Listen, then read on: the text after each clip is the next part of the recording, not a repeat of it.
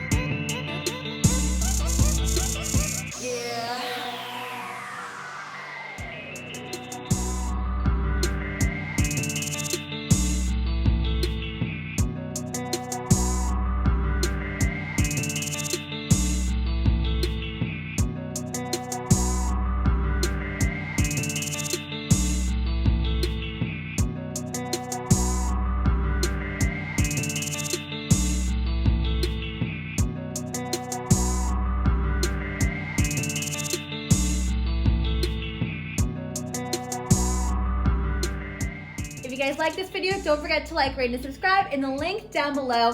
And don't forget to hit that notification bell just in the top right-hand corner so you don't miss any new videos that are coming out. We'll see you guys next week. Bye!